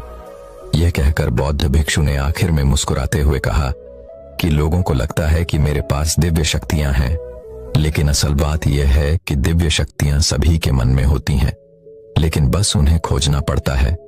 इसीलिए आज से ही तुम ध्यान के द्वारा अपने मन की शक्तियों को जानने का प्रयास करो और उसके बाद तुम भी अपने मन की असीम शक्तियों को देख पाओगे, उनका तुम उपयोग कर पाओगे और अपने जीवन में सफल भी हो पाओगे। तो दर्शकों, चलिए अब आलस्य के ऊपर एक बेहद ही सच्ची कहानी की शुरुआत करते हैं। आलस कैसे दूर करें? अगर इस दुनिया में इंसान का सबसे बड़ा दुश्मन कोई है तो वह है आलस करने की आदत। अक्सर जब हमारे पास कोई काम करने को होता है तो हम सोचते हैं कि अभी इतनी जल्दी क्या है, कल करूंगा, फिर कल आता है तो परसों करूंगा। ऐसे करते करते इंसान की जिंदगी निकल जाती है, लेकिन वो कभी इस आलस से जीत नहीं पाता, हमेशा बस उसका गुलाम ही बनकर रह जाता है। जिस तरह अनुशासन और मेहनत सफलता पाने का निश्चित तरीका है, उसी तरह आलस करना और काम को कल पर टालना असफल होने का पक्का मार्ग है। इसलिए हर व्यक्ति को आलस्य को त्याग कर अपने कर्म में लगना चाहिए, लेकिन यह कार्य इतना आसान नहीं है। आलस मन का एक विकार है जिसे दूर करने के लिए आपको गौतम बुद्ध जैसे गुरु का मार्गदर्शन लेना होगा। और इसलिए मैं अभी आपको आलस्य से जुड़ी गौतम बुद्ध के जीवन की एक कहानी बताने वाला हूं, जिसे सुनने के बाद आप आलस क्यों होता है यह जान जाओगे और इसको अपनी जिंदगी से उखाड़ फेंकोगे। तो चलिए कहानी शुरू करते हैं। प्राचीन समय की बात है। भारत के उत्तरी छोर पर एक गांव था जहां पर सभी लोग अपने जीवन यापन के लिए खेती पर निर्भर थे। उसी गांव में एक लड़का रहता था जो बहुत ही आलसी और नकारा था। उसके माँ बाप उससे परेशान थे क्योंकि वह किसी भी काम में उनकी मदद नहीं करता था और बस दिन भर आलसियों की तरह पड़ा रहता था। एक बार गौतम बुद्ध उस गांव से गुजर रहे थे तो वह कुछ समय के लिए वही गांव के पास ठहरे। यह खबर जब गांव वालों को पता चली तो सब लोग भगवान बुद्ध के दर्शन करने वहां पहुंच गए। सभी गांव वालों ने बुद्ध का आदर सम्मान किया और उन्हें भिक्षा भी दी। इसके बाद सब ने अपने जीवन की समस्याओं के विषय में सवाल किए और बुद्ध सभी के सवालों का शांतिपूर्वक जवाब देते गए। उस आलसी लड़के के माता पिता को जब यह बात पता चली कि गौतम बुद्ध हमारे गांव में आए हुए हैं तो उन्होंने अपने आलसी बेटे को बुद्ध के पास लेकर जाने का निश्चय किया। उनका बेटा शुरू में तो जाने को तैयार ही नहीं था, लेकिन उसके माता पिता जबरदस्ती उसको बुद्ध के पास ले गए। बुद्ध के पास पहुंचते ही दोनों ने बुद्ध को प्रणाम किया और बोले, है महात्मा बुद्ध, आप तो सर्वज्ञानी हैं, आप सब जानते हैं, आपके पास हर समस्या का समाधान है। कृपया करके हमारी समस्या का भी समाधान करें। यह हमारा बेटा है और यह बहुत आलसी और कामचोर है। यह हमारी किसी काम में मदद नहीं करता। यह देर रात तक गलत संगत वाले लोगों के साथ रहता है और सुबह देर से उठता है, बस पूरा दिन काम चोरी करता है और जब हम इसे कोई काम करने के लिए कहते हैं तो यह कहता है कि बाद में करूंगा। हम बहुत परेशान हैं बुद्ध, कृपया करके हमारे बेटे का मार्गदर्शन करें। इसके बाद गौतम बुद्ध बोलना शुरू करते हैं। वो कहते हैं कि आलस्य को खत्म करने से पहले हमें इसको समझना होगा। तुम्हें यह जानना होगा कि तुम्हारा बेटा आलस क्यों करता है। तो उस आलसी लड़के के माँ बाप पूछते हैं कि हमारा बेटा आलस क्यों करता है, बुद्ध कृपया कर बताएं। बुद्ध उत्तर देते हैं, सिर्फ तुम्हारा बेटा ही नहीं, इस दुनिया के सभी लोगों के आलस करने के पीछे सिर्फ ये 3 कारण होते हैं। बिना इन 3 कारणों के आलस जन्म नहीं ले सकता। पहला कारण, अत्यधिक सरल जीवन। जो व्यक्ति जीवन में बहुत संघर्ष और पीड़ा से गुजरता है और फिर कहीं जाकर उसे सफलता मिलती है, वह व्यक्ति कभी भी आलस को अपने ऊपर हावी नहीं होने देता। आलस सिर्फ उस पर हावी हो सकता है जिसको अपनी जिम्मेदारियों की समझ ना हो, जिसको पता ही ना हो कि जीवन चलाना कितना कठिन है। अत्यधिक माता पिता यहीं पर गलती करते हैं। वो अपने बच्चों को अनुशासन और मेहनत का महत्व नहीं समझाते और बच्चा जो मांगता है उसको ला कर देते हैं, सिर्फ इस सोच के साथ कि अभी तो बच्चा है। लेकिन माता पिता को नहीं पता होता कि वह बच्चे के दिमाग में यह बात डाल रहे हैं कि इस दुनिया में हर चीज सिर्फ मांगने से ही मिल जाती है, उसे काम करने की कोई जरूरत नहीं है। लेकिन यह सच्चाई नहीं है। जीवन चलाने के लिए व्यक्ति को अत्यधिक परिश्रम करना पड़ता है। लेकिन तुम्हारा यह बेटा इस बात को नहीं समझता, क्योंकि तुम इसे हर चीज आसानी से दे देते हो, चाहे वह खाने के लिए अच्छा भोजन हो या सोने के लिए बिस्तर। इसलिए यह आलसी हो गया है। आलस का सबसे बड़ा कारण है एक परिश्रम रहित जीवन। जो लोग काम नहीं करते उनका शरीर और मन निश्चित ही आलसी हो जाते हैं। इसलिए अगर चाहते हो कि यह आलस छोड़ दें तो उसको सुख सुविधाएं देना बंद करो और परिश्रम करने के बाद ही वो सुविधाएं प्रदान करो जो इसे अब भी मिलती हैं। फिर देखना कि किस तरह तुम्हारे बेटे का आलस खत्म होगा और यह काम करने के लिए तत्पर होगा। आलस का दूसरा कारण सिर्फ अभी के सुख का सोचना। बुद्ध आगे कहते हैं कि मनुष्य के हर कार्य के पीछे सिर्फ सुख की इच्छा ही होती है। हर कोई सुख चाहता है, लेकिन सुख 2 प्रकार का होता है। एक वह सुख होता है जो अभी तो बहुत अच्छा लगता है, लेकिन आगे चलकर इंसान का जीवन बर्बाद कर देता है। और एक होता है असल सुख, जो शुरुआत में भले ही कड़वा लगे, लेकिन आगे चलकर वह मनुष्य के जीवन को बेहतर बनाता है और आनंद की प्राप्ति करवाता है। अगर आप अपना खेतों का काम छोड़कर आराम से बिस्तर पर पड़े रहो तो ऐसा करना उस समय सुखदायी लग सकता है, लेकिन आगे चलकर जब आपको काम ना करने की वजह से कोई फसल प्राप्त नहीं होगी तो वह आराम का सुख दुख में बदल जाएगा। तुम्हारा बेटा अभी के सुख की इच्छा करता है, वह दूर का नहीं सोच पाता। उसको लगता है कि बिस्तर से उठकर खेतों में काम करने में तो मुझे परिश्रम और कष्ट उठाना पड़ेगा, इसी वजह से वह बिस्तर पर पड़े रहना बेहतर समझता है। लेकिन वो यह नहीं जानता कि बिस्तर पर पड़े रहने से उसे लंबे समय में कुछ भी हासिल नहीं होने वाला। लेकिन वहीं अगर वह खेतों में जाकर मेहनत करेगा तो भले ही उस समय उसको कष्ट उठाना पड़े, लेकिन कुछ समय बाद जब अच्छी फसल खेतों में लहराएगी तो उसको इस मेहनत का कुछ अच्छा फल मिलेगा। जो लोग आलसी होते हैं वह बस अभी सुख लेने का सोचते हैं और इसीलिए वह कोई भी सही काम नहीं करते, क्योंकि 90% चीजें जो अभी सुख देती हैं वह बाद में चलकर दुख का कारण बनती हैं। इसलिए अगर आलस को त्यागना है तो अभी के छोटे छोटे सुखों को भोगने की इच्छा को त्याग दो और बाद के सुख का सोचो, बड़े सुख का सोचो। आलस का तीसरा कारण बड़े लक्ष्य का ना होना। एक इंसान की पहचान उसके लक्ष्य से होती है। छोटी सोच के लोग कभी बड़े लक्ष्य नहीं बनाया करते, और जो बड़े लक्ष्य बनाते हैं उन्हें आलस, भूख और प्यास जैसी चीजें परेशान नहीं करती। आलस्य का एक बड़ा कारण है जीवन में किसी लक्ष्य का ना होना, क्योंकि जब आपके पास एक बड़ा लक्ष्य होता है तो आपके अंदर एक जोश और जुनून होता है जो उस लक्ष्य के लिए काम करने की प्रेरणा आपको देता है। लेकिन जब लक्ष्य नहीं होता तो व्यक्ति आलसी और मानसिक रूप से कमजोर हो जाता है। बुद्ध एक उदाहरण देकर अपनी बात को समझाते हैं। वे कहते हैं कि मान लो तुम्हारे पीछे कोई जंगली जानवर पड़ जाए तो क्या तुम तब भी आलसी बनकर बैठे रहोगे? नहीं ना, बल्कि तुम अपनी पूरी रफ्तार से भागोगे। क्यों? क्योंकि तुम्हारी जान दांव पर है। तुम्हारे पास भागने का एक बहुत बड़ा कारण है। ठीक इसी तरह जब तुम्हारे पास रोज मेहनत करने का और काम करते रहने का एक बड़ा कारण होगा तो आलस तुम्हें छू भी नहीं पाएगा। और इतना कहकर बुद्ध अपनी बात को समाप्त करते हैं और वह आलसी लड़के के माँ बाप गौतम बुद्ध का धन्यवाद करके वहां से चले जाते हैं। तो दोस्तों, इस कहानी में गौतम बुद्ध ने आलस्य के 3 कारण बताए हैं, जिन्हें अगर आप समझ लें तो आप आलस को पूरी तरह खत्म कर सकते हैं। आइए समझते हैं। सबसे पहला कारण था अत्यधिक आसान जीवन। देखिए, जिस इंसान ने जिंदगी भर जी तोड़ मेहनत करके कुछ कमाया है, वो मेहनत की कीमत को समझता है। लेकिन जिस इंसान को बैठे बिठाए ही सब सुविधाएं मिल रही होंगी, वह मेहनत की कदर नहीं करेगा और उसका आलसी होना तो स्वाभाविक सी बात है। इसलिए ज्यादा आसान जिंदगी नहीं होनी चाहिए। जिंदगी में कुछ चुनौतियां होनी चाहिए ताकि इंसान मेहनत की कदर करे और आलस्य दूर रहे। दूसरा कारण था सिर्फ आज के मजे और सुख का सोचना। देखिए, जिंदगी में जो असल सुख होता है वह परिश्रम के कार्य करने के बाद ही मिलता है। जब किसान महीनों मेहनत करता है और तब उसको अच्छी फसल मिलती है। जब कर्मचारी पूरे महीने काम करता है तब उसको तनख्वाह मिलती है।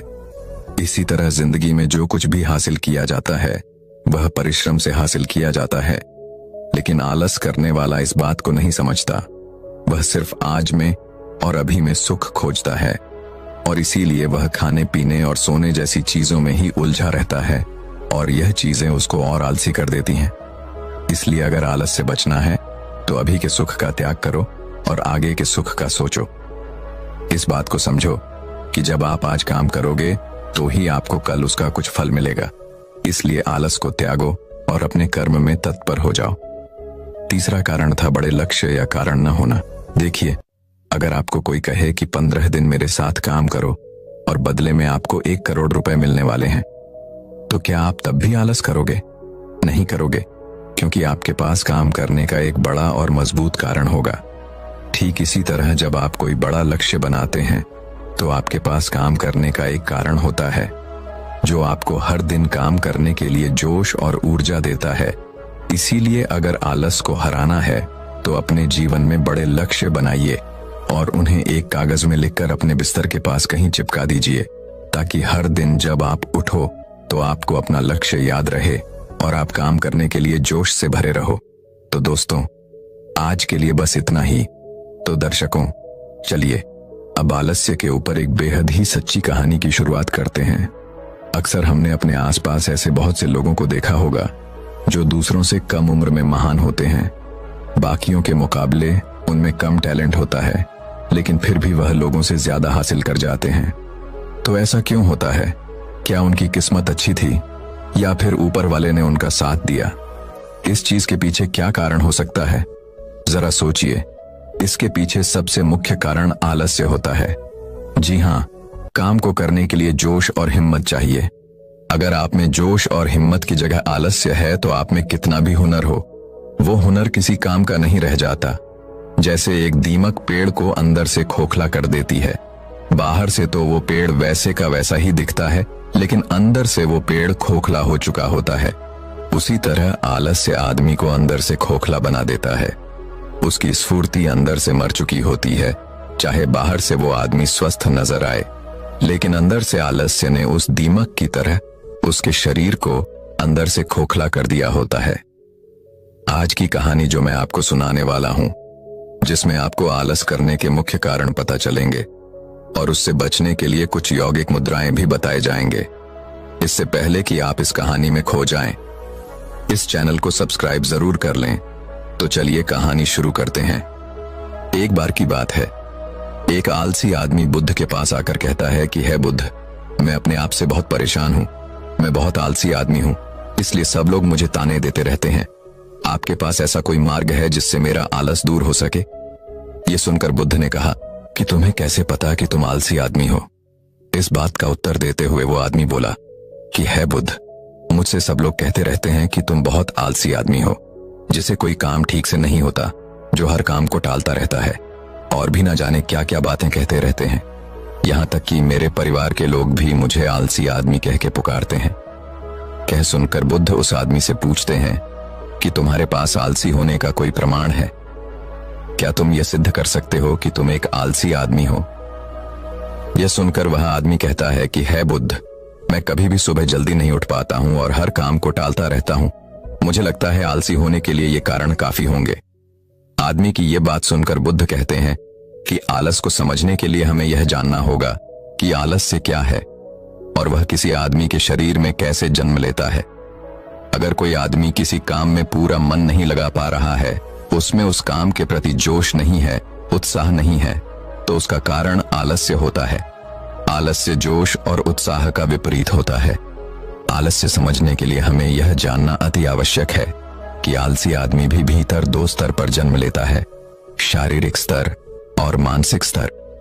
यह कहते हुए बुद्ध ने उसे समझाते हुए कहा कि सबसे पहले आलस्य उस शारीरिक स्तर को समझते। इसके बाद बुद्ध ने अपने धम्म की वृक्षों की ओर इशारा करते हुए कहा कि तुम जरा गौर से इन बीजों का चलना, उठना, बैठना और लेटना देखो। बीजों के चलने में तालमेल होता है, एक लय होती है, एक आनंद होता है।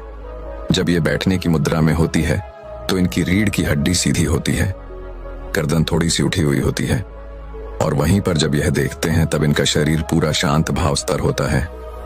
और जब एक आलसी आदमी चलता है, वह एकदम झुका हुआ ठगा ठगा बिना आनंद के चल रहा होता है।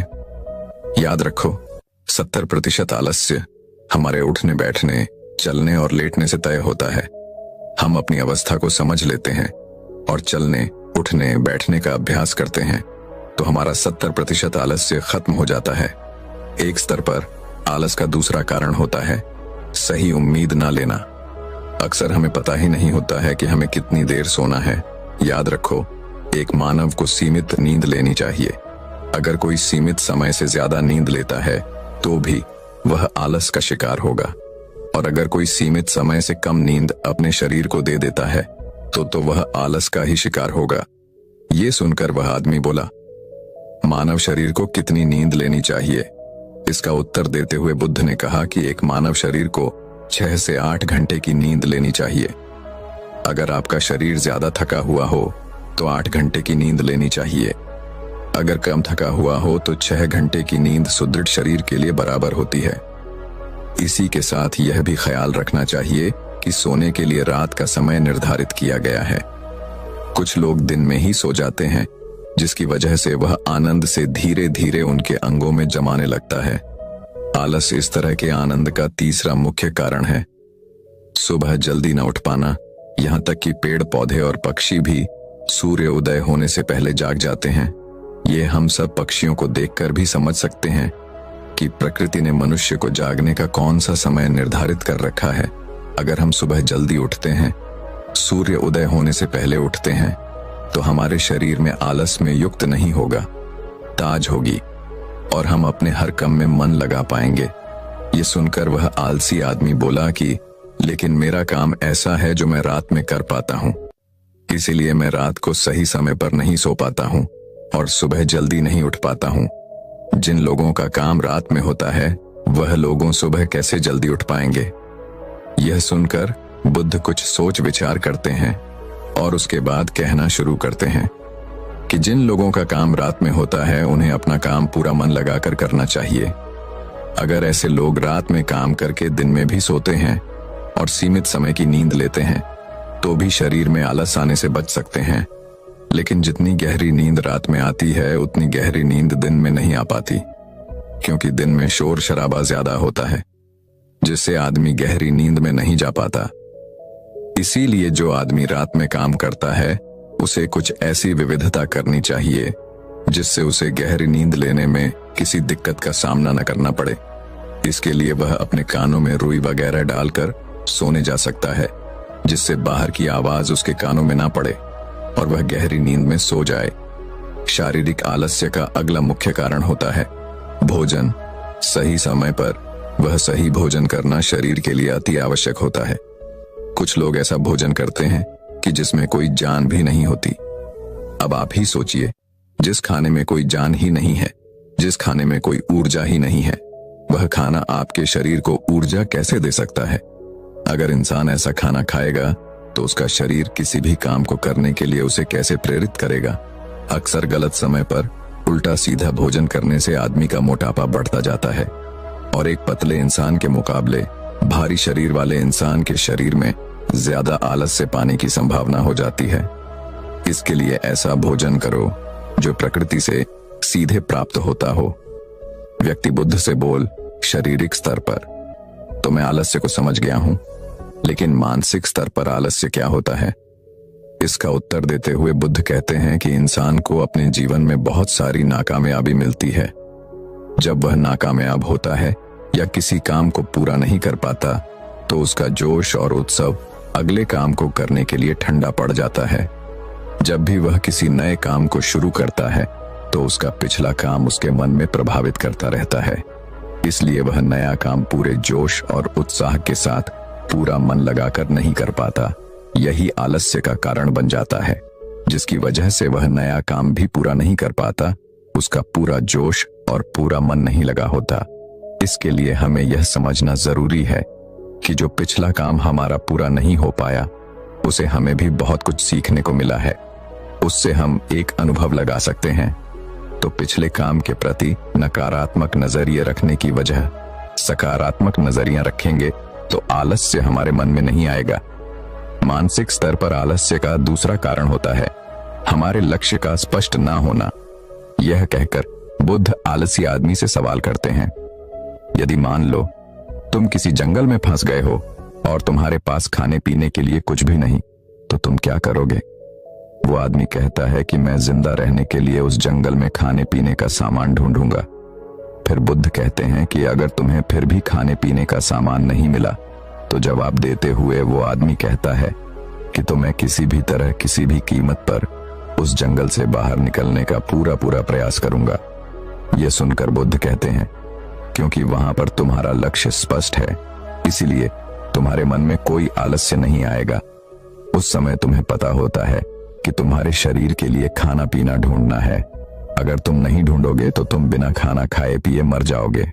लेकिन हमारे दैनिक जीवन में हमारा लक्ष्य स्पष्ट नहीं होता है, जिसकी वजह से हमारे मन की ऊर्जा इधर उधर भटकती रहती है। कोई आलस या कोई ताकत हमें हमारे लक्ष्य को प्राप्त करने से नहीं रोक सकती।